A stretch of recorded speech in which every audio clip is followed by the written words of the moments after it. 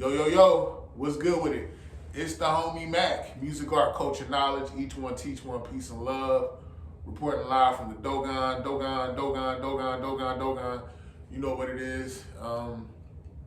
Can't stress this enough. Each one teach one. Yeah, so this is another session of MACK Minutes. And I want to get straight to it. I want to call this installment, this episode, No Homo. No Homo, an exercise in masculine fragility. Wow, what does that even mean? Yeah, I am an 80s baby. Grew up on 90s hip hop, 2000 hip hop when I was in high school, 2000. And I want to say from that time frame, and that time frame being early 2000s, so like from like 2000 to 03, 04-ish, probably like my junior, senior year of high school is when I heard the phrase, no homo, or pause. And that was pretty much, the first people that I felt proliferated that whole, terminology were none other than the diplomats from Harlem, New York. The diplomats being Cameron, Joel Santana, Jim Jones, Freaky Zeke, so on and so forth from Harlem. And they would always say, no homo, or pause. So it was mainly no homo. And what did no homo mean? Basically, if someone could say something indirectly and it doesn't mean, like, then you could be saying something, well, how do I say it? Basically, you could say something with no intentions of a homoerotic reference, but someone would take it like that jokingly and be like, pause, or no homo. Like, for example, there was and I need y'all to read between the lines, because this is a kid's show somewhat. For example, someone had said, there was like a sports announcer, and he was like, yeah, their offense really isn't that good. I guess they're just going to have to ride the D the whole season. And the guy that he was talking to looked at him like, no homo. It's almost, it's really goofy, it's silly, somewhat childish even, but it's funny. To me, it's funny. I don't ever think anyone's actually trying to be homophobic. I just think it's kind of just guys saying things in jest and being funny with each other. Funny in the sense of just ha ha ha funny. Yeah, some people feel like it's an exercise in male fragility. Why are you guys so homophobic? And I don't think it should necessarily be taken like that. I think sometimes it's just, I would say more often than not, it's just guys joking amongst each other. Now, we know this much. Human sexuality is on a very broad spectrum now. Maybe these caveats have always existed, but they become more present now. People are pansexual. They define their sexuality in different ways. What have you. We're even now saying gender is on a spectrum. And I'm not going to lie, sometimes I'm confused. I guess I'm at a space now where I'm just kind of like, tell me how you identify, let me know what's going on, because I don't want to offend you. And it's just not even my nature to be an offensive person in general. But I'm just saying, for sake of clarity, I'm big on culture. I'm big on understanding. Who are you? Where are you coming from? Just let me know. And I'm not saying that I'm not saying that as a way to kind of like exonerate myself from any mistakes. No, I mean, I genuinely want to have good interactions with people. Yeah, so the whole male fragility thing, I'll say this. Manhood is a dangerous concept. As a man, you pretty much you accept the fact that there's going to be a level of violence that you may have to incur on a daily. You have to be a protector of yourself chiefly. Manhood is something that's manhood. I feel like it's something that is constantly challenged by other men, challenged by greater society. Manhood is something, masculinity, manhood, and I'm saying these things in a traditional sense. These things are constantly put on the chopping block, and it's something that is constantly on the daily left to scorn and to be challenged. I think manhood is a very fragile concept. Masculinity, manhood is very fragile because it's constantly challenged. Men want to be men because you have to be strong and you don't want to be a bitch or a weakling or readily subverted. You want to be strong. And I think as a consequence of that, I think a lot of men, out of a sense of societal pressure, have overdone it.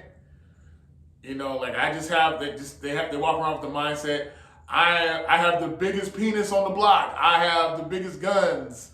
I am a man's man. And I think that has been damaging, but I think a lot of that has just come from the fact that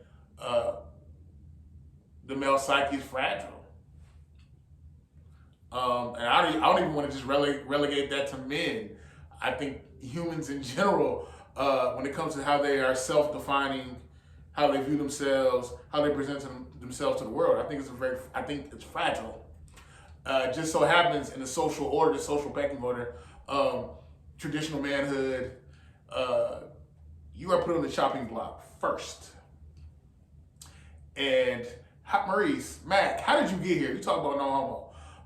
I think that the whole colloquial joking thing that has spawned from the whole no homo thing, I think it has roots in, I don't even want to say toxic masculinity. That's a whole other conversation. I think it has roots in just men feeling like they have to stand their ground and guard and protect their manhood. And I think it's kind of dwindled off and it became a joke. But yeah, I am at a space now where I do feel as though, have there been things that have been considerably destructive, toxic, bad, from how we've defined manhood? Yes. I think we've defined manhood to be very hypersexual. We've defined it to be something that has to conquer.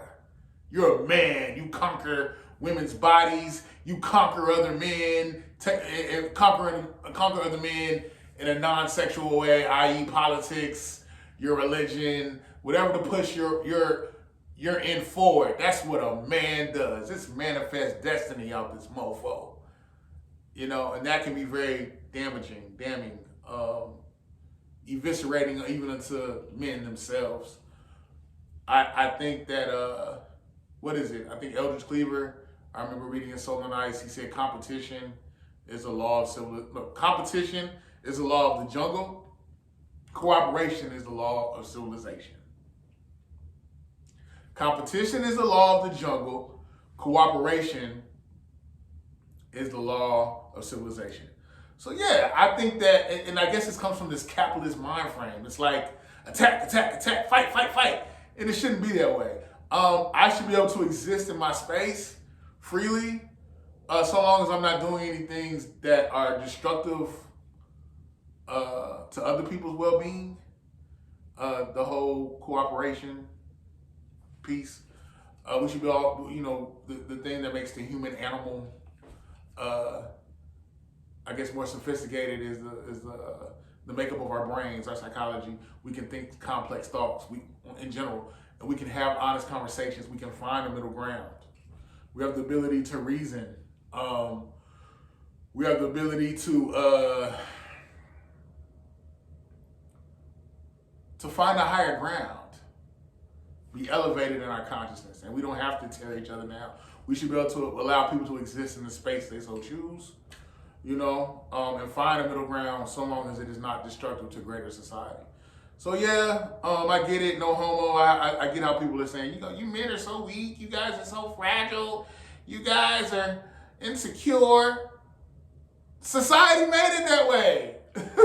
Like I said, manhood is a dangerous concept. I know when I interact with other men that I have never encountered before or that I do not know, I have to really take a step back and assess the mannerisms of these men. Are they a threat? Are they men that I can interact with peacefully, build with? Or are they going to be anti-me? That's just, manhood is a dangerous concept, like I said. And sometimes I have to make all those things, all the aforesaid I just mentioned, I have to factor those things in seconds time, at a moment's notice, and move accordingly. So yeah, I just think in general, what's the overarching piece here? I'm saying that people should be allowed to live in their truth, exist in how they define manhood. Because the way I define manhood may be totally different from how someone else does. I would say I'm more of a traditionalist in the sense of I probably do adopt a lot of heteronormative behaviors. And I understand that there are people who don't. And I don't feel the need to protest what they do unless they start proselytizing. And by proselytizing, I mean, if I'm pronouncing it right, proselytizing. They are trying to foist or force their definition of manhood and how it should be on me. Sometimes I feel like there's a lot of gender confusion going on. And I think we should let people define things for themselves and exist in that truth. But don't try to belittle someone because they don't process the same way you do. Let them exist in that realm. Because I feel like now people want to say traditional manhood and masculinity is toxic and it's evil and it's bad. Down with the patriarchy. But my thing is, but for these men standing up for honorable men, keyword honorable men standing up and being protectors, being providers, establishing society, pushing society forward, where would we be? Now I understand there are when you talk about that, you have to factor in white male hegemony. You have to factor in racism. Yes, there are. I mean, at the end of the day, we should be trying to coexist peacefully. Like I said, the whole cooperation is a law of civilization. But it's almost like people feel like everything is a competition. Maybe it's the capitalist paradigm. But we I think are evolved enough as a species now. We have enough resources as a species where we should be able to find. Well, we do have means of peacefully coexisting. But I think a lot of things boil down to greed and fear. A lot of people are afraid that how they define civilization, how they define masculinity, how they define manhood is going to be redefined to their own detriment, and they're going to be pushed off the board. And there's going to be this new regime that comes in, and this is what manhood looks like. You know, when in reality, it should never come to that. We should be able to find a means of peacefully coexisting. But this is Mac Minutes. I know I've been talking. It's the homie Mac. Like, share, comment, subscribe. Thumbs up, give me the likes. Thumbs up, give me the likes. I hope you were able to glean something from this piece. Yeah, men, let's be kinder to each other. You know, let's try to understand each other. Let's stop defining manhood as strictly as something that is just forcible, that's supposed to be dominating, something that can have a heart of justice. Manhood should be rooted in justice, I would argue. But anyway, it's the homie Mac.